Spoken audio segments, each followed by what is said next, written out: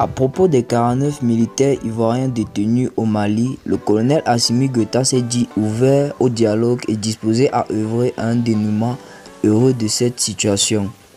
Les autorités maliennes ont appelé lundi à une médiation du Togo qu'il a accepté pour un dénouement heureux de la situation qui concerne les 49 militaires ivoiriens détenus depuis 8 jours à Bamako, ont indiqué les ministres des Affaires étrangères des deux pays. La Côte d'Ivoire avait demandé mardi dernier la libération sans délai de ces 49 militaires arrêtés injustement le 10 juillet à l'aéroport de Bamako et accusés par les autorités maliennes d'être des mercenaires cherchant à déstabiliser leur pays. Selon Abidjan, la présence des soldats dans le cadre d'opérations de soutien logistique à la mission des Nations Unies au Mali, en abrégé MINUSMA, était bien connue des autorités maliennes. Le président de la transition du Mali, le colonel Assimi Goïta, s'est dit ouvert au dialogue et disposé à œuvrer à un dénouement heureux de cette situation, y compris par voie diplomatique, dans le strict respect de la souveraineté du Mali.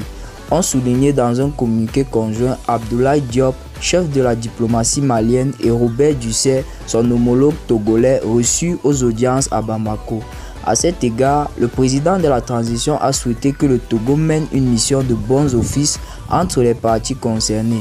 Le ministre Dussert a réaffirmé la disponibilité du président Faure Essosima Diaksambe à poursuivre son appui à la transition et à aider à la résolution de cette situation. Poursuit le communiqué. Le Mali, pays enclavé au cœur du Sahel, a été le théâtre de 2 coups d'État militaires en août 2020 et en mai 2021. Il a récemment adopté un calendrier de transition devant permettre un retour des civils au pouvoir en mars 2024. À la suite de l'adoption de ce calendrier, les pays membres de la Communauté économique des États de l'Afrique de l'Ouest, en abrégé CEDEAO, avaient levé les sanctions économiques et financières qui frappaient le Mali depuis janvier.